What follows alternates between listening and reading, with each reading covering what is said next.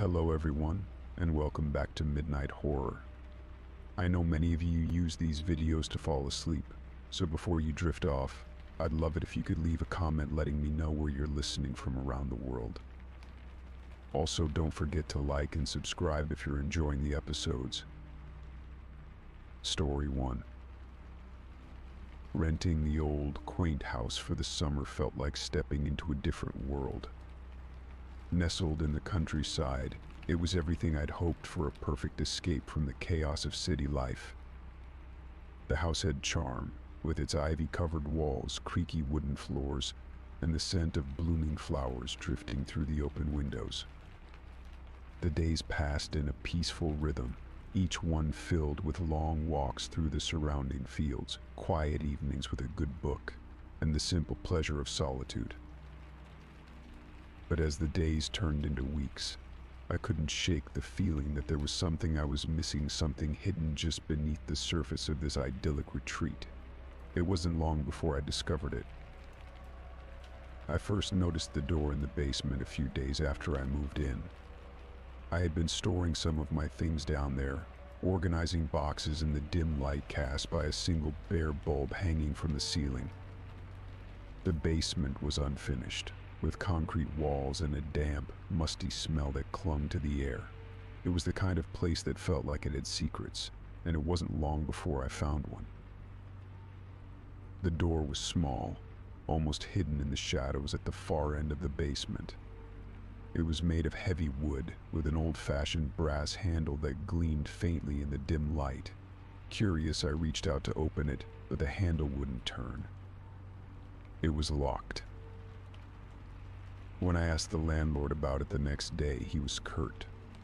"That room is off limits," he said, his voice leaving no room for argument. "It's not part of the rental agreement. Just leave it alone." His response only fueled my curiosity. What could possibly be in that room? I couldn't stop thinking about it.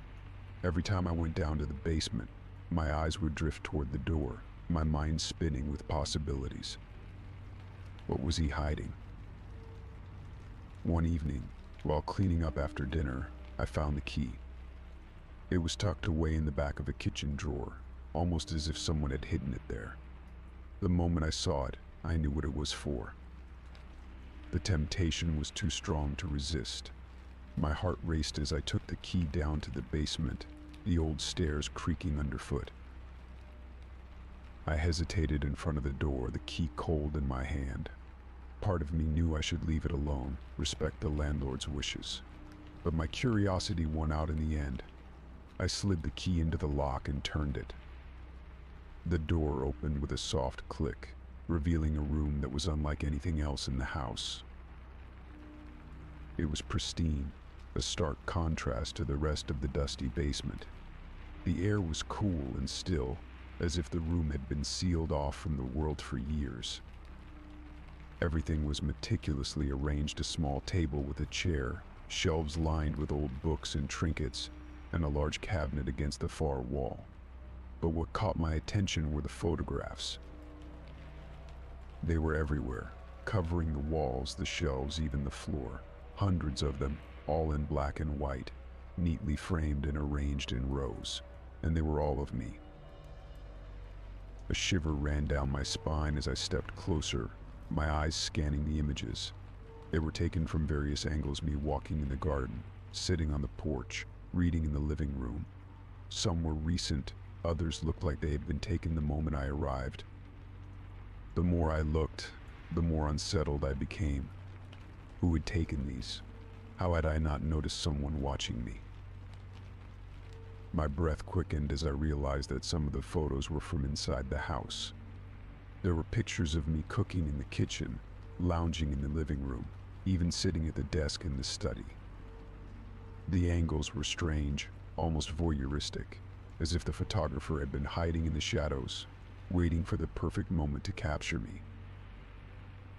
I couldn't bear it any longer. I backed out of the room, slamming the door shut behind me. My hands were shaking as I locked it and hurried back upstairs, the key heavy in my pocket. I shoved it back into the drawer where I had found it, as if returning it to its hiding place could somehow erase what I had seen. That night I barely slept. Every creak of the house, every rustle of the wind outside set my nerves on edge. I kept expecting to hear footsteps in the hallway, the sound of someone sneaking through the house. But the night passed in silence, the house as still as ever. The next morning I tried to convince myself that it had all been a mistake, a misunderstanding. Perhaps the photos had been left by a previous tenant, someone who had an unusual hobby. Maybe the landlord didn't even know about them. But deep down I knew that wasn't true. When I finally worked up the courage to return to the basement, the door to the locked room was just as I had left it. I stood there for a long moment, my hand on the key, debating whether or not to go back inside. Part of me wanted to leave it alone, to pretend I had never found it, but I had to know. I opened the door, and my breath caught in my throat. The room was exactly the same, except for one horrifying detail. The photographs had been replaced. The new ones were in color, the images sharp and clear, and they were all of me, asleep in my bed. My heart pounded in my chest as I looked at the photos, each one taken from a different angle, as if someone had been standing right next to me while I slept. The sheets were the same, the position of my body identical to how I remembered lying the night before. The realization hit me like a cold wave. Someone had been in my room while I slept. I stumbled back, nearly tripping over the threshold as I fled the room. The key slipped from my fingers, clattering to the floor, but I didn't care. I bolted up the stairs, my mind racing with fear. I had to get out of there. Within the hour, I had packed my things and was in my car, speeding away from the house as fast as I could. I didn't tell the landlord why I was leaving early, didn't even bother to ask for a refund. All I knew was that I couldn't stay there another night. As I drove away, I glanced in the rearview mirror, half expecting to see someone standing in the window, watching me leave. But the house remained still and silent, its secrets hidden behind its quaint exterior. I never found out who took those photos or why they were there. But the memory of that room and the feeling of being watched stayed with me long after I left. I learned a valuable lesson that some doors are better left locked. Story 2. At work, everything was routine. I'd been with the company for a few years, settling into the predictable rhythm of my daily tasks. My desk, nestled in a quiet corner of the office, had become a second home, with photos of family and a few plants to liven up the space. I'd never had any reason to feel uneasy there until the notes started appearing. It was a Monday morning when I found the first one. I arrived at my desk, set my coffee down, and opened my drawer to grab a pen. Inside was a small folded piece of paper. My name was scrawled on the front in neat handwriting. At first I thought it was a harmless joke, maybe a leftover from a team building exercise I'd forgotten about. But as I unfolded the note, a chill ran down my spine. The message inside was brief but unsettling. I know what you did last summer. My mind raced. What could this mean? I hadn't done anything out of the ordinary the previous summer, no secrets, no scandals. Just a normal vacation with friends. I laughed it off, chalking it up to a prank by a coworker with a strange sense of humor. I crumpled up the note and tossed it in the trash, determined to forget about it. But the notes kept coming. Every few days I'd find a new one waiting for me. They appeared in my desk drawer, slipped between papers, or even tucked under my keyboard. Each note was more personal, containing details that no one else should know. My childhood fears, my anxieties, even things I had never spoken aloud to anyone. The handwriting was always the same, perfectly neat, with a slight slant that was unfamiliar to me. The messages, however, were anything but neat. They hinted at my insecurities, my deepest fears, and always ended with a vague but unsettling statement, like I'm closer than you think or you can't hide from me. By the third note, I started to grow paranoid. I began looking around the office, trying to catch a glimpse of someone watching me or sneaking away from my desk, but nothing seemed out of the ordinary. Everyone went about their business as usual, oblivious to the turmoil churning inside me. I confided in a close friend at work, Sarah, hoping she might have some insight. She listened intently, her brow furrowed in concern. "Are you sure it's not just someone playing a prank on you?" she asked, trying to reassure me.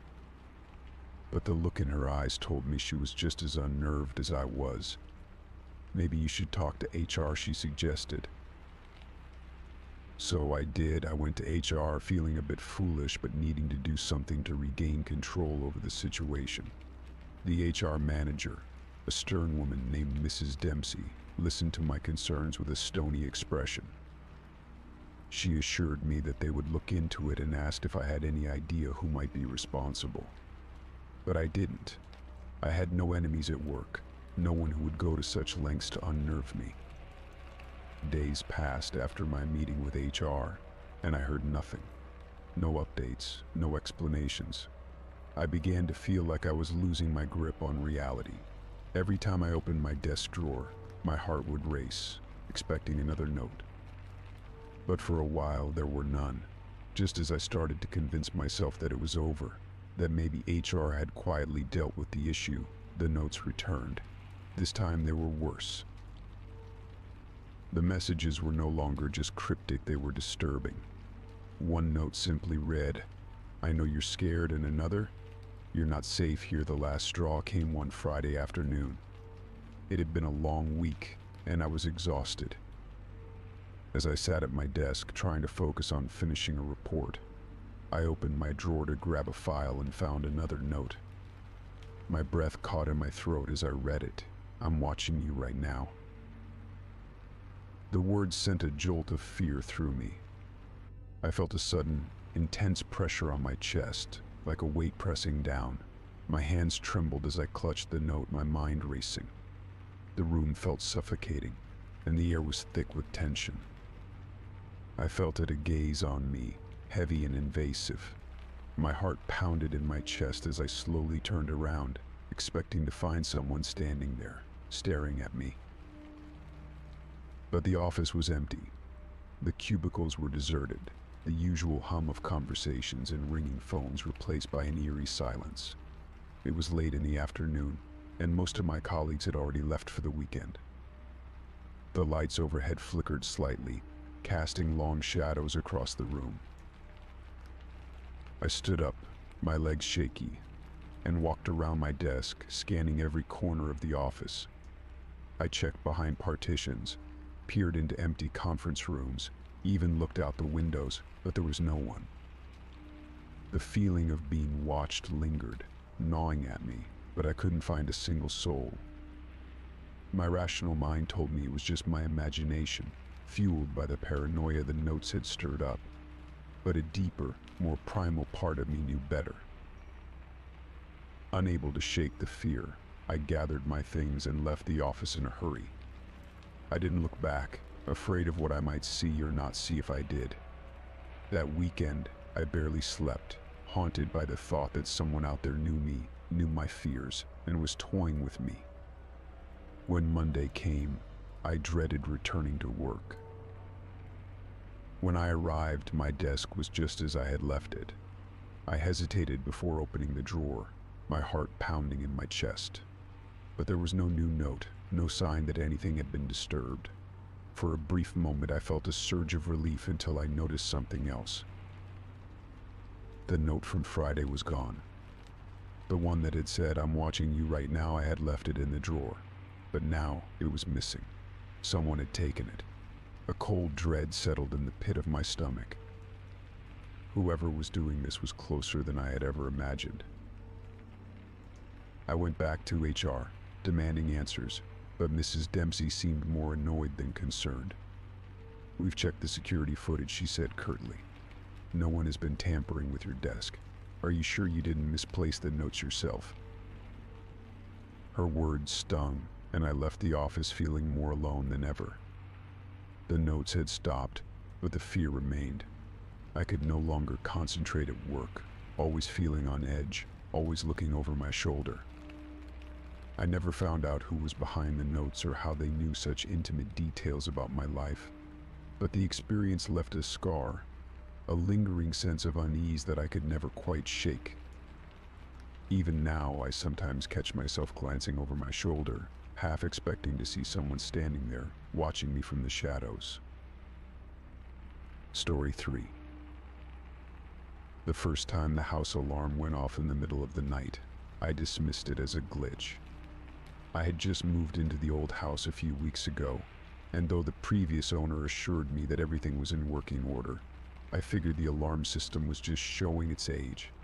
Groggy and half asleep, I shuffled downstairs to disarm the alarm, my heart pounding in my chest from the sudden jolt. I checked every window and door, making sure they were all locked and secure. Everything seemed fine, so I chalked it up to a technical error and went back to bed. But it didn't stop there. The alarm continued to go off night after night, always at the same time, 2:47 a.m. Every time it happened, I would get up, go through the house, and find nothing out of place.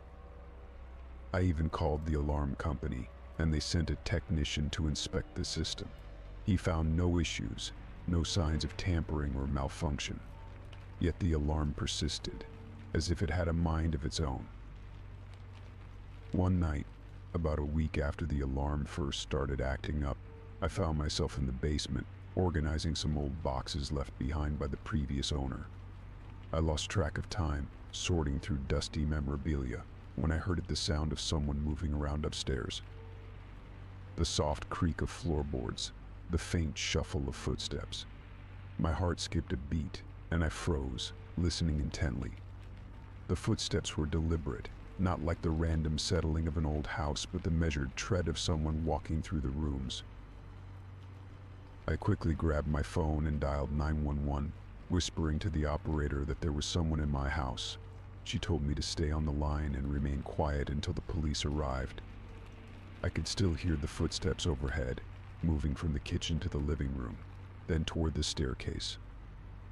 My mind raced as I crouched behind a stack of boxes, praying that whoever was upstairs wouldn't come down to the basement. The minutes dragged on like hours, the tension in the air so thick it was almost suffocating. Finally, I heard the sound of a car pulling up outside, followed by the slamming of doors. The police were here.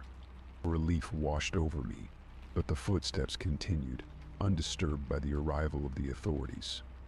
I stayed hidden until I heard the officers calling out, announcing their presence. Only then did I emerge from the basement, my hands trembling as I climbed the stairs to meet them. The officers searched the entire house, room by room, but they found nothing. No signs of forced entry, no evidence that anyone had been inside. They checked the windows and doors just as I had, and everything was secure. They even reviewed the security footage from the cameras I had installed around the house. But the footage showed nothing, no one entering or leaving. No shadowy figures creeping through the halls. It was as if the sounds I had heard were all in my head. But I knew they weren't. I had heard those footsteps, felt the presence of someone or something moving through my home. The officers tried to reassure me, suggesting that perhaps it was just the house settling, or maybe an animal outside that I had mistaken for an intruder. But I could see the doubt in their eyes. They thought I was overreacting, that maybe I was just spooked from living alone in an unfamiliar place.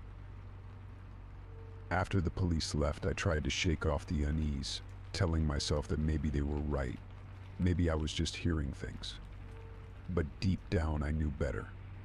There was something wrong with the house, something I couldn't explain. The alarm kept going off, always at 2:47 a.m., and every time it did, I felt that same cold dread wash over me. A few nights later, I decided to stay up and watch the security footage in real time, determined to catch whatever was triggering the alarm. I sat in front of the monitor, the house dark and silent around me, the only light coming from the screen. 2:47 a.m., came and went, and for a moment I thought maybe the disturbances had stopped. But then, the alarm blared, shattering the silence. I quickly rewound the footage, my eyes scanning the screen for any sign of movement.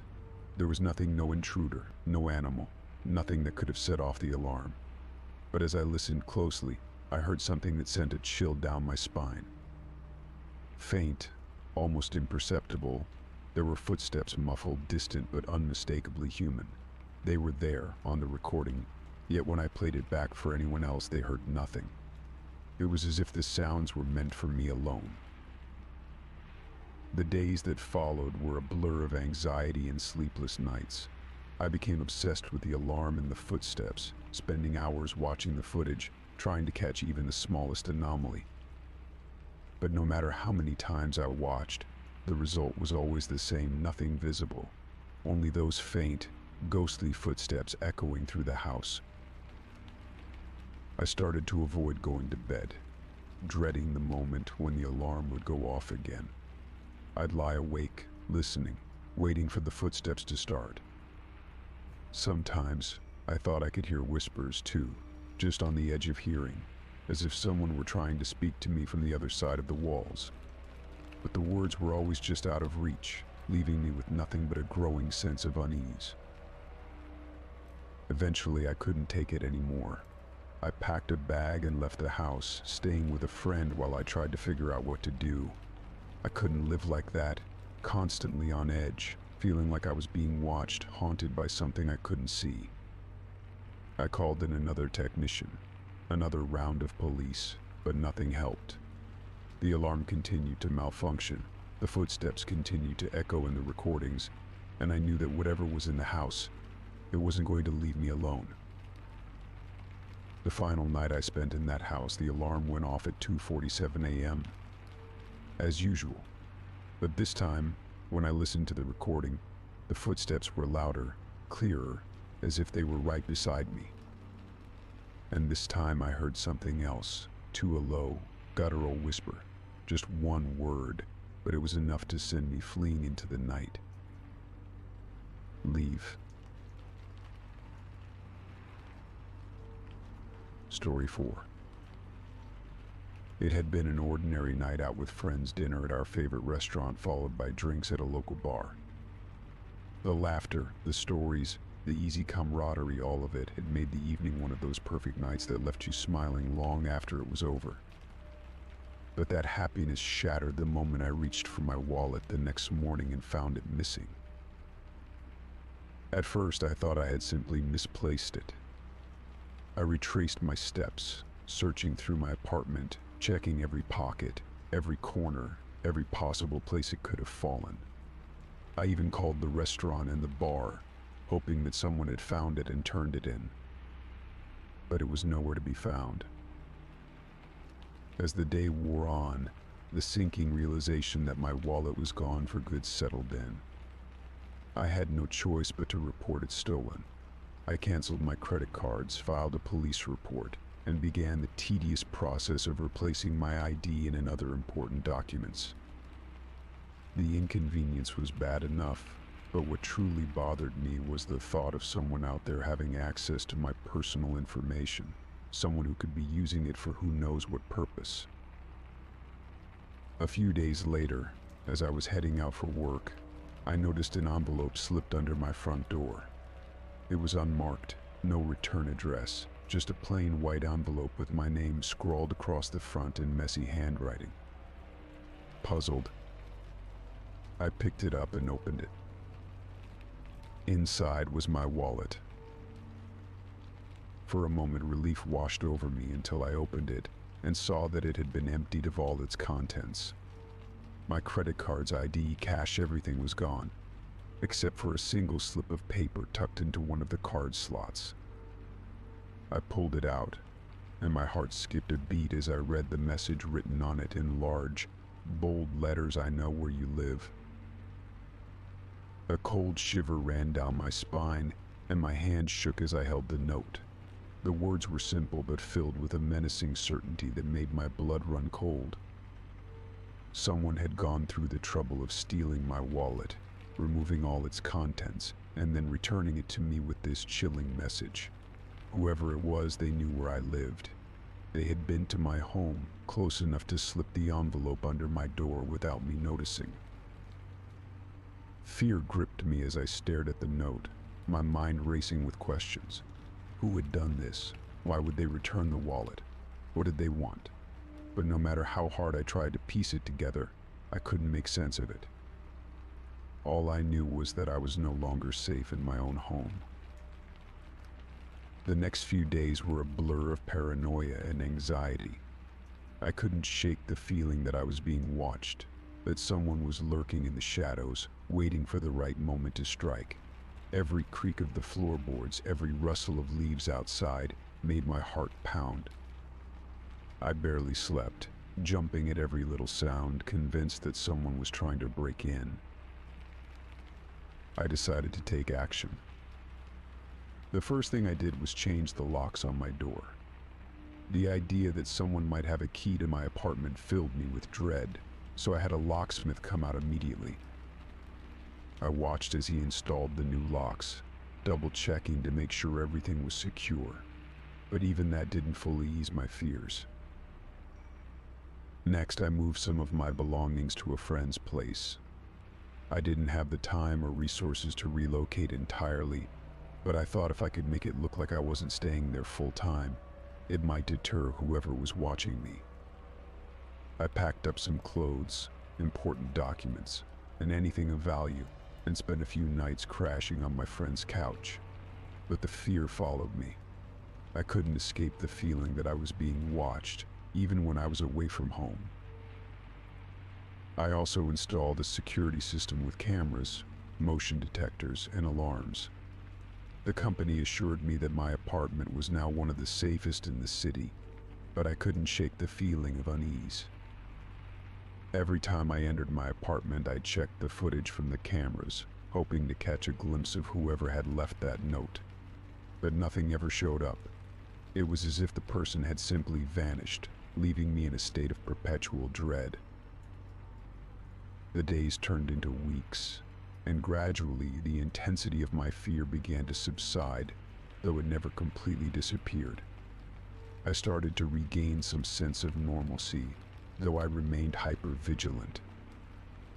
I avoided going out late at night, kept my curtains drawn, and checked the locks multiple times before going to bed. But the memory of that note haunted me, a constant reminder that someone out there had invaded my life in the most personal way possible. I became obsessed with trying to figure out who had done it. I went over every detail of that night out with friends, trying to remember if anyone had been acting strangely or if I had seen anyone following me. But nothing stood out. I even considered the possibility that it was some kind of sick joke, but the note didn't feel like a prank, it felt like a threat, one that I couldn't ignore. Months passed, and while the fear no longer consumed me, it had left its mark. I was more cautious, more aware of my surroundings, and less trusting of others. The feeling of being watched never completely left me, lurking in the back of my mind like a shadow. I knew I had to move on, but part of me would always be looking over my shoulder, wondering if that anonymous threat would ever come to pass. In the end, I never found out who took my wallet or why they returned it with that ominous note. The mystery remained unsolved, a lingering question with no answer. But the experience changed me. It made me realize how vulnerable we can be, how easily our sense of security can be shattered by a single, anonymous act. And it taught me to be more careful, to never take my safety for granted, because once you've been marked, the fear of what might happen next never truly goes away. Story 5. The first text came on an ordinary Thursday afternoon. I was sitting at my desk finishing up some emails when my phone buzzed. I glanced at the screen and saw a message from an unknown number. I almost ignored it, thinking it was another spam message, but something made me pause. I opened it, expecting the usual nonsense, but what I read made my skin crawl. "Nice blue shirt today. You look good in that color. I frowned, looking down at my blue shirt. It wasn't an unusual outfit choice, and it could have been a coincidence, but something about the message felt off.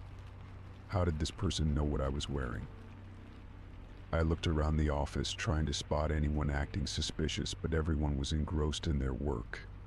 I dismissed it as a weird prank and went back to my tasks. But the messages didn't stop.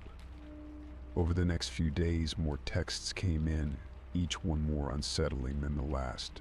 They detailed my routines, places I'd been, and even conversations I'd had.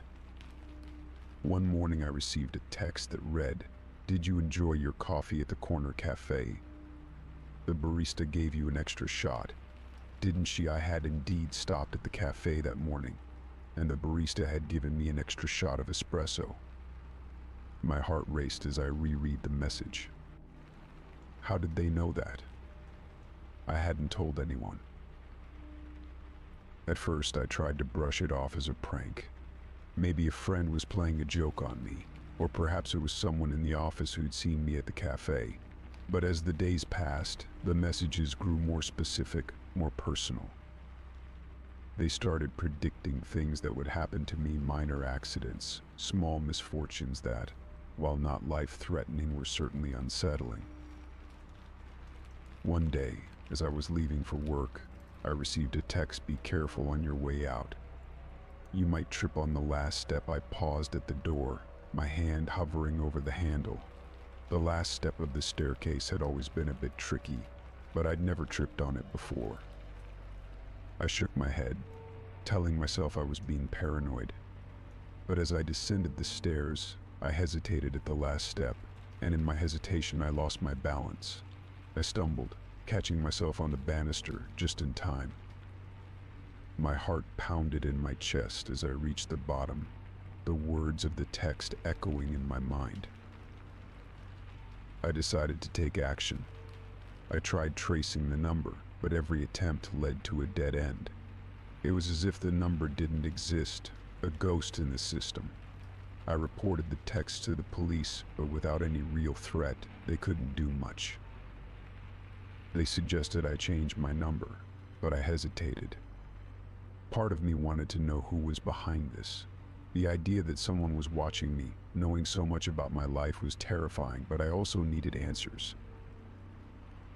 The texts continued, each one a reminder that someone was out there, observing me. "You're running late today. Maybe skip the coffee and catch the earlier train." The text predicted delays, weather changes, and even the arrival of a package I hadn't been expecting. I started feeling like I was losing my grip on reality. How could someone know so much? How could they predict these things with such accuracy? I began to withdraw, avoiding my usual routines, hoping to throw off whoever was watching me. I changed my commute, stopped going to my favorite spots, even started taking different routes home. But the texts followed me, commenting on my new routines, almost as if they were taunting me for trying to escape. "Nice try with a detour, but I still see you." Sleep became elusive. Every time my phone buzzed, my heart would race, and I'd dread what I might read. The constant anxiety wore me down, and I found myself jumping at shadows, seeing threats where there were none. I even considered leaving town for a while, but I couldn't shake the feeling that whoever was sending the text would still find me, no matter where I went. Then, just as abruptly as they had started, the texts stopped. I noticed it one day when I realized that I hadn't received a message in over 24 hours. At first, I felt a sense of relief, thinking that maybe finally it was over.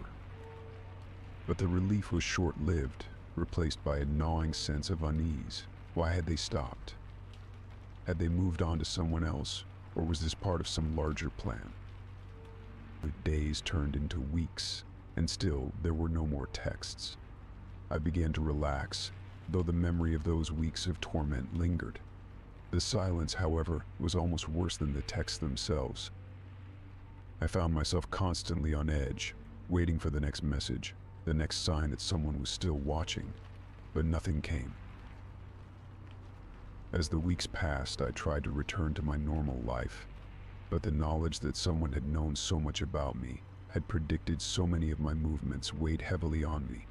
I became more cautious, more guarded, not just with my routines, but with the people around me. The experience had shaken me to my core, leaving a scar that time would never fully heal.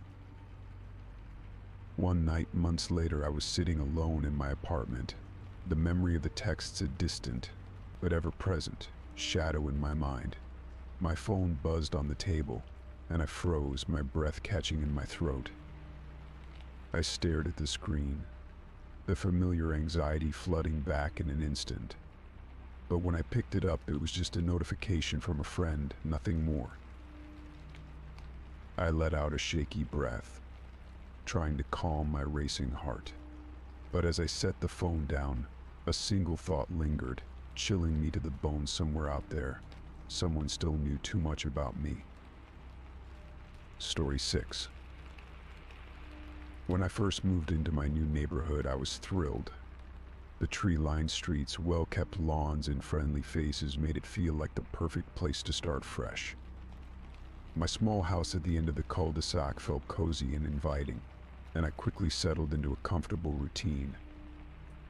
The neighbors were welcoming, especially the man living next door.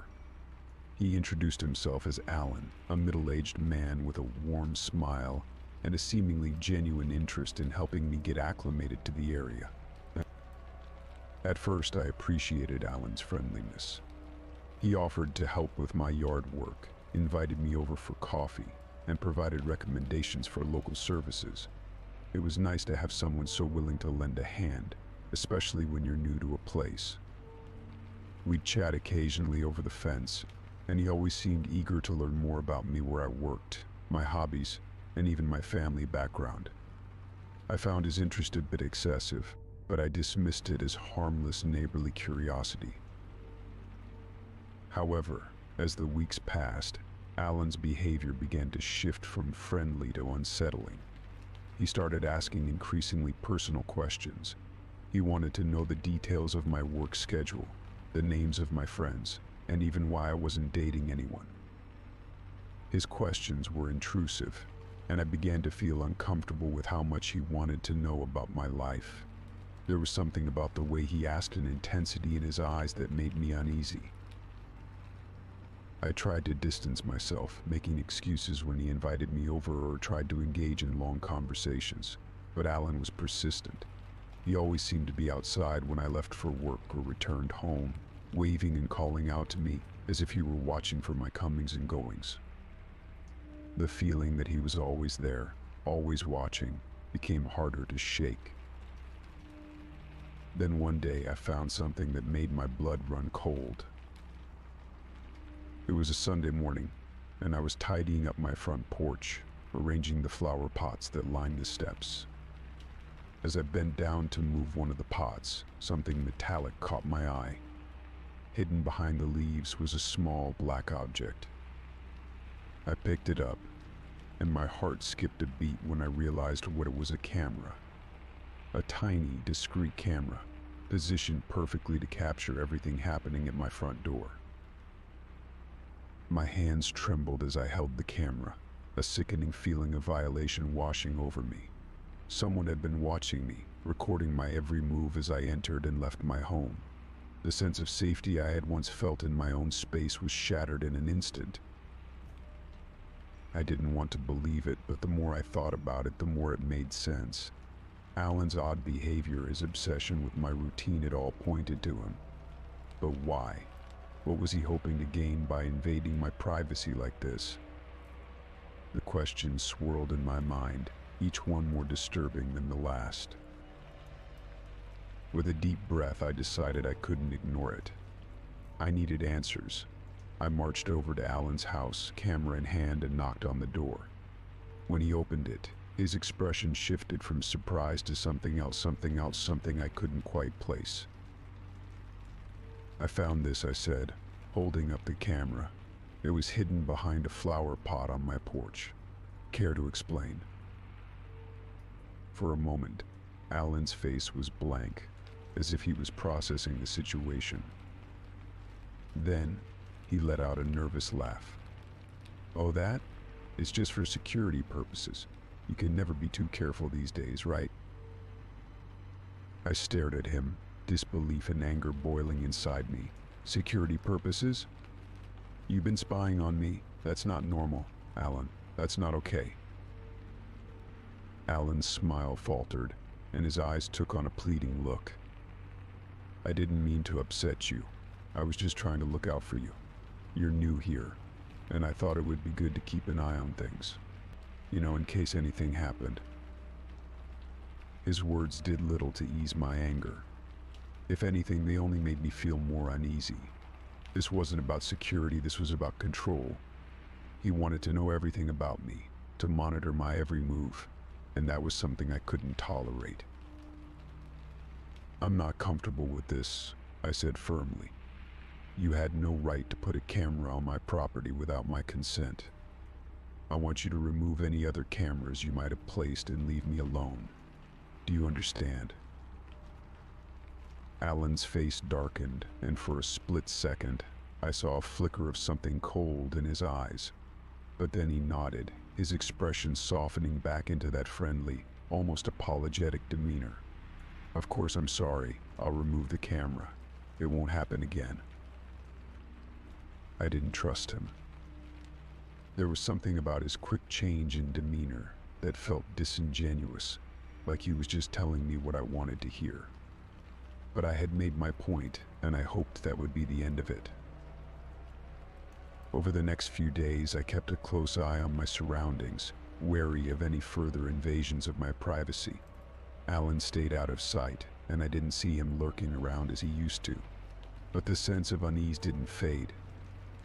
I couldn't shake the feeling that I was being watched, even when there was no one around. That's when I decided it was time to move. The thought of staying in a place where someone had violated my privacy so blatantly was too much to bear. I found a new apartment across town and packed my things as quickly as I could. As I drove away from that house for the last time, I felt a mixture of relief and lingering fear. Moving was the right choice, but the experience had left a lasting mark. The idea that someone had been watching me so closely, so obsessively, was haunting. Even in my new home, far from Alan's prying eyes, I found myself constantly checking the windows, scanning for hidden cameras, and feeling a chill whenever I thought I saw a shadow move outside. Alan was just a neighbor, a man who had seemed friendly and harmless at first. But beneath that facade was something darker, something that made me question everyone around me, wondering what secrets they might be hiding behind their smiles. Story 7. It started innocently and responded. It was strange, but I didn't think much of it. The calls persisted, always at odd hours. They came just as I was settling into bed, my eyes heavy with sleep. It wasn't every night, but often enough that I began to dread the sound of my phone ringing. Each time, the same routine played out. My phone would light up, I would answer, and there would be nothing but silence on the other end. After a week of this, I decided to trace the number. I figured it couldn't hurt to know who or what was behind these calls. I used one of those online services that claimed to trace unknown numbers, but when the results came back, they showed nothing. No name, no address, not even a location. It was as if the number didn't exist. That should have been my first clue that something was wrong, but I dismissed it as just another glitch in the system. The next night, the calls continued, but something had changed. Instead of the usual silence, I started hearing strange noises like breathing or faint whispers just before the line went dead. The first time it happened, I felt a chill run down my spine. The breathing was slow, deliberate, like someone was listening closely, waiting for something. I pulled the phone away from my ear, staring at the screen as if it would somehow reveal the identity of the caller. But it was just the same unknown number. I couldn't shake the feeling that someone was watching me, even though I was alone in my apartment. I began to check the locks on my doors and windows every night, making sure they were secure. I even started keeping a small lamp on beside my bed, the soft glow comforting me in the darkness. But the calls continued, relentless and unsettling. A few days later, I told my friend Kate about what was happening. We were sitting in a coffee shop, the bustle of the city around us providing a stark contrast to the eerie silence of those late-night calls. "That's creepy," she said, her eyes wide. "Have you thought about changing your number?" "I have, but something's stopping me," I admitted, stirring my coffee absent-mindedly. "It's like, I need to know who's behind these calls. It's getting under my skin." Kate gave me a concerned look. "You should be careful. It might be some kind of prank, but it could also be something more serious." I nodded, but I wasn't sure what to do.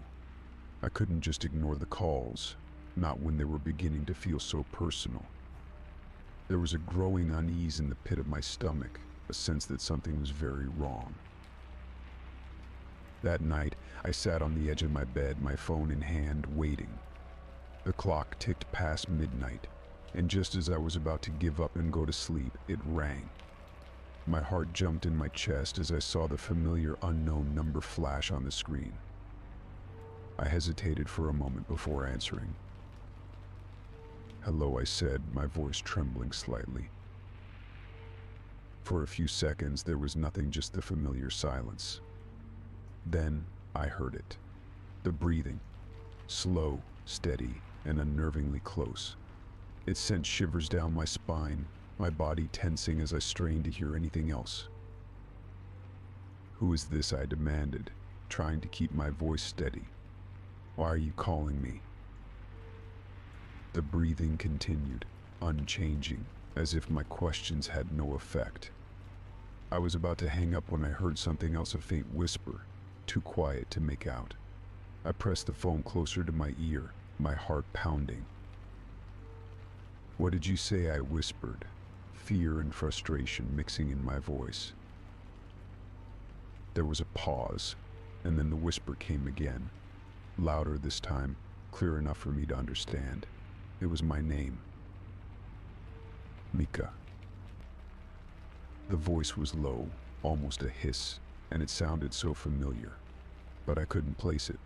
My blood ran cold, and I dropped the phone as if it had burned me. The call ended abruptly, the screen going dark as the phone landed on the bed. I sat there, frozen in place, trying to process what had just happened. How did they know my name? I felt exposed, vulnerable, like someone had reached into my life and pulled out something deeply personal. I didn't sleep that night.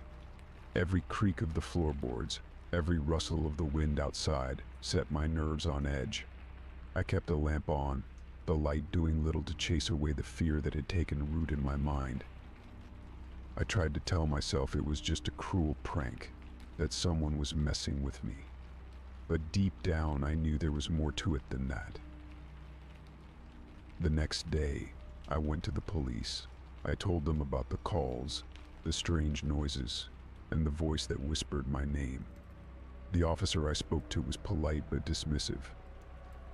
He suggested that it was probably a prank or a glitch, and that I should block the number and change my phone number if it continued.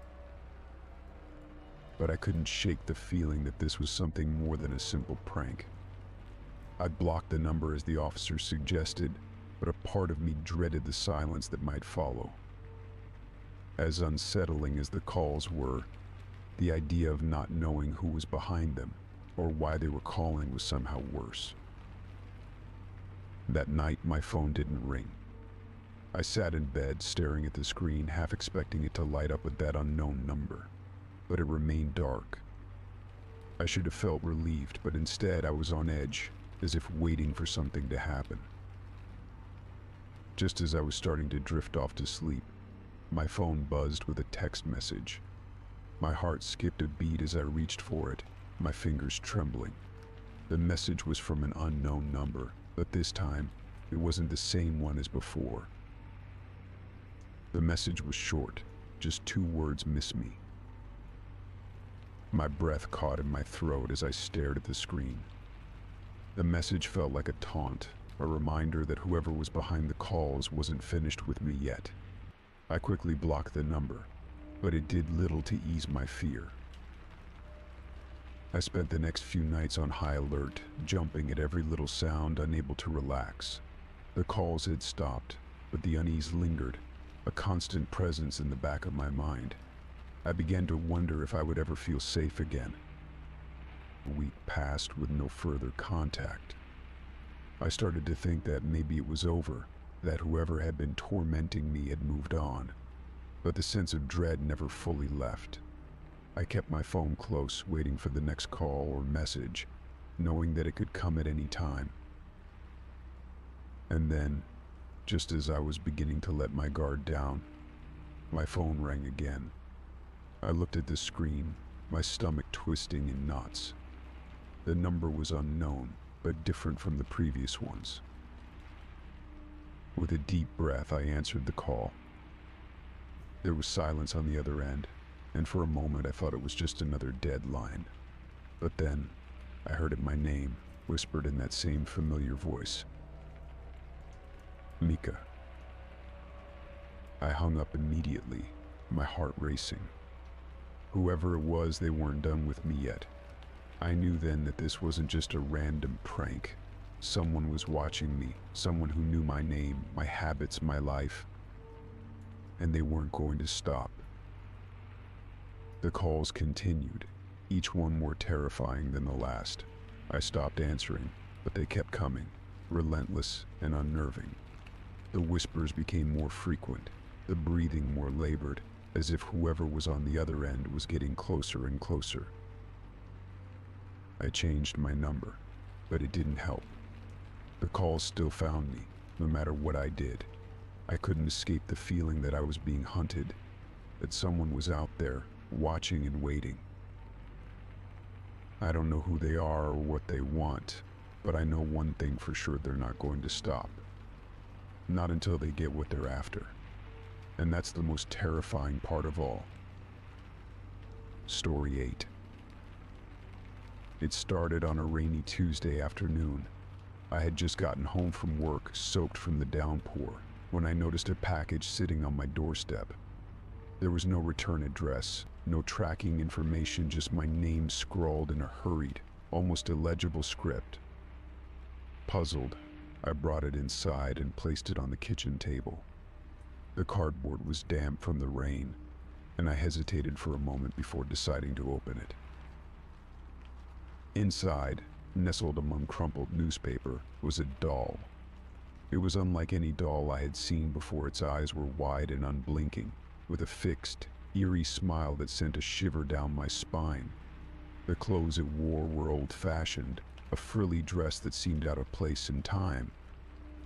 The entire thing gave off an unsettling vibe, but what caught my attention most was the note that accompanied it. "I've been waiting for you." Those 5 words, written in the same hurried script as my name on the box, made my stomach churn. The message was simple but deeply unnerving. I hadn't ordered any doll, and I had no idea who would send such a thing to me, let alone with such a cryptic note. The whole situation, I decided to throw it away. I wrapped it in the box it came in and walked it down to the dumpster behind my building. The rain had stopped, but the clouds still hung low, making the alley feel dark and foreboding. I returned to my apartment, relieved to be rid of the doll.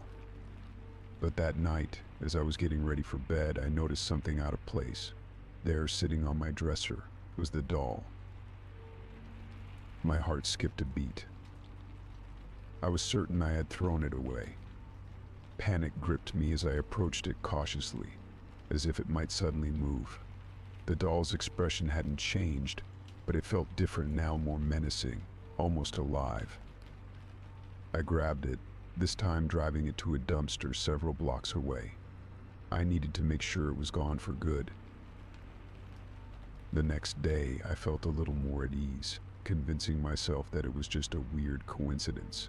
But when I returned home from work, my blood ran cold. The doll was back, sitting in the middle of my living room. I couldn't understand how it kept returning. I lived alone, and no one else had a key to my apartment. Was someone breaking in? Playing a sick joke on me? My thoughts spiraled as fear and paranoia took hold. That night I couldn't sleep. Every creak, every shadow seemed like a threat. The doll sat in the corner of the room, its unblinking eyes fixed on me.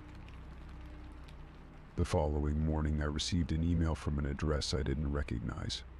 The subject line read, "Keep the doll or face the consequences." My hands trembled as I opened it, and the message inside was no less unsettling. "You've been chosen. Keep the doll and you'll be safe. Get rid of it again and you'll regret it." The email was untraceable, no sender information, no IP address, nothing. I felt trapped. Whoever was behind this knew where I lived, how to contact me, and possibly even my daily routine. The thought of someone watching me, knowing every move I made, sent me into a full-blown panic. I tried to ignore the email, but the warning lingered in the back of my mind, making it impossible to think clearly. Over the next few days, more emails followed, each one more threatening than the last. "You can't escape one read." Another said, "The doll belongs to you now. Don't defy its will." The messages were relentless, eroding my sense of safety and sanity. I tried blocking the address, but the emails kept coming, always from a different untraceable source. Desperate, I contacted the authorities. I showed them the doll, the emails, and explained everything that had been happening. The officers listened, but I could see the skepticism in their eyes. They filed a report, but without any concrete evidence or a suspect, there was little they could do. They assured me they would patrol the area more frequently, but it did little to ease my growing paranoia. The feeling of being stalked, of someone or something watching me, became overwhelming. I started noticing odd things around my apartment, objects slightly out of place. Doors that I swore I had locked left ajar, and the doll, always the doll, never where I had last left it. It seemed to appear in different rooms as if it moved on its own. Sleep became a distant memory. I was constantly on edge, jumping at every sound, every unexpected movement. The doll's presence was oppressive, its eyes following me no matter where I went. The emails had stopped, but their message was clear: the doll was mine, and there was nothing I could do about it. One night, after another fruitless attempt to sleep, I awoke to the sound of soft whispering. The room was dark, but the whispers were unmistakable, growing louder and more insistent. I sat up in bed, heart pounding, and there it was, the doll, sitting on my bedside table, closer than it had ever been before. The whispers stopped the moment I looked at it. In the silence that followed, I realized that I couldn't live like this anymore. Whether it was a curse, a prank, or my own mind playing tricks on me, I had to get rid of the doll for good. I couldn't let it control my life any longer. The next morning, I packed a bag and left my apartment, driving out of town to a remote area. I brought the doll with me, making sure it was securely wrapped and hidden in the trunk. I found an old, abandoned quarry, far from any roads or homes, and buried the doll deep within the earth, covering it with heavy rocks and debris. I hoped that by leaving it in such an isolated place, I could finally break free of whatever hold it had over me. I returned home feeling a mix of relief and fear. The doll was gone, but the memories lingered. For weeks, I couldn't shake the sensation that I was being watched, that at any moment, I might find the doll waiting for me again. But as time passed, the feeling slowly began to fade. Eventually, I moved to a new apartment, hoping to leave the whole experience behind. but every now and then, I still catch myself glancing over my shoulder, expecting to stably. At first, it began to malfunction. I'd come home to find the door ajar, despite my clear memory of locking it before I left. At first, I thought it might just be a fluke, perhaps a misalignment or a minor glitch. However, as days passed, the problem became more pronounced. The door would randomly unlock itself, leaving me with an unsettling feeling each time I walked into my apartment. Determined to solve the issue, I decided to replace the lock. I purchased a new, high-quality deadbolt from a reputable store, convinced that this would put an end to my troubles. Installing the new lock was straightforward, and I felt a sense of accomplishment once it was in place. The lock clicked smoothly and securely, and I was confident that my apartment was once again safe. But as the days went by, the problem persisted. The new lock seemed to work fine at first, but soon enough, I began noticing the same issue. The door would be open when I returned home, despite my best efforts to ensure it was properly secured. I tried to reassure myself that it was just a coincidence or perhaps my own paranoia. But the nagging feeling that something was wrong grew stronger. One night, as I slept soundly, I was jolted awake by a strange noise. My mind raced, trying to place the sound that had disturbed my sleep. It was a low, repetitive creaking like a door moving on its hinges. My heart began to pound as I sat up in bed, listening intently. The sound was faint but unmistakable. The living room. When I reached the hallway, my breath caught in my throat. I closed the door, my hands shaking as I locked it securely. Panic surged through me as I took in the scene before me. The living room was a mess. Cushions were thrown off the couch, books were scattered across the floor, and drawers had been pulled open, their contents strewn about.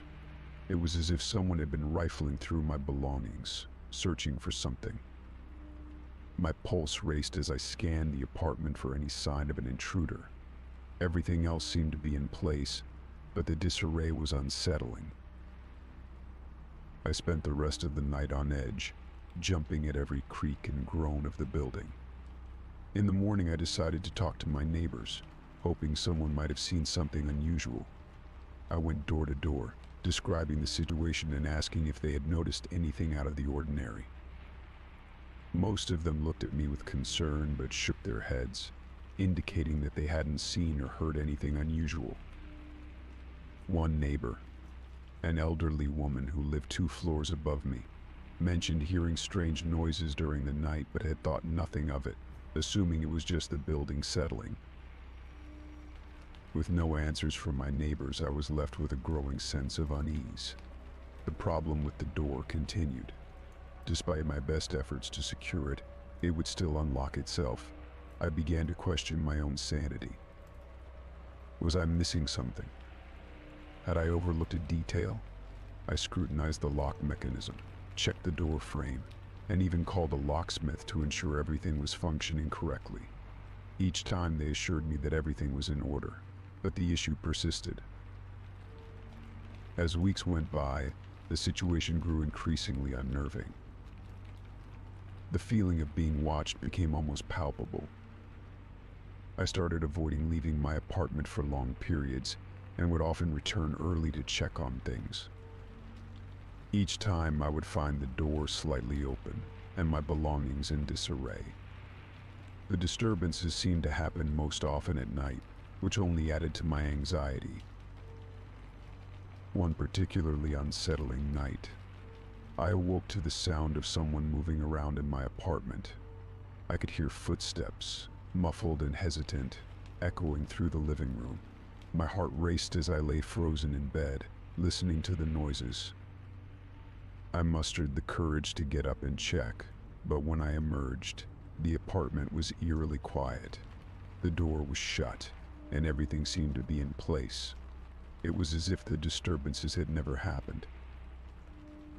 I began to feel a growing sense of paranoia. Was someone trying to gain access to my apartment, or was it all in my head? I started to install additional security measures, cameras, a motion sensor, and even a temporary bar to reinforce the door. Despite these precautions, the problem remained.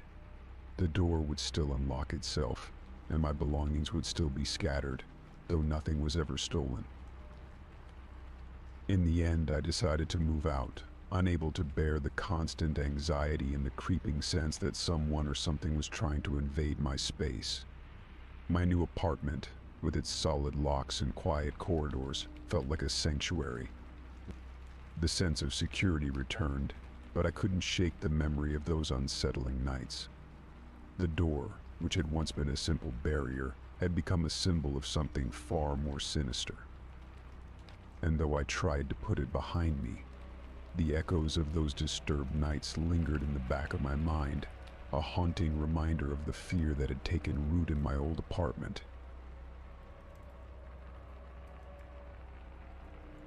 Story 10. It started with the little things. I didn't think much of it at first. Who does? It's easy to misplace a set of keys or the remote control. Everyone has those moments of forgetfulness, right? You put something down, get distracted, and then spend half an hour retracing your steps, trying to remember where you left it. But then it kept happening. One evening, I came home from work, tossed my keys onto the kitchen counter, and went about my usual routine, changing out of my work clothes, checking the mail, and settling in to watch some TV. But when I went to grab the remote, it wasn't on the coffee table where I always left it. I checked the couch cushions, the floor, even the kitchen counter where I had just been. It was gone. Frustrated, I searched the entire living room, growing more agitated by the minute. I could have sworn I left the remote right there, in its usual spot, but after nearly an hour of looking, I gave up. The next morning, there it was, sitting neatly on the coffee table, exactly where I'd been sure it wasn't the night before. A sense of unease settled in my chest, but I pushed it aside. I had probably just overlooked it, too tired to notice in the dim light. But that explanation didn't sit right with me. Still, I forced myself to move on. Then it happened again. And again. My keys, the remote, a pair of reading glasses, a book one bin in the middle of all of them disappeared, only to reappear later in the most obvious of places, right where I'd already searched. It was maddening. Every time, I felt a little more like I was losing my mind. I started questioning my own memory, wondering if I was really as forgetful as it seemed. But the part that gnawed at me most was the growing feeling that this wasn't just forgetfulness. It was deliberate. It felt as though something was moving my things on purpose, playing with me. The thought made my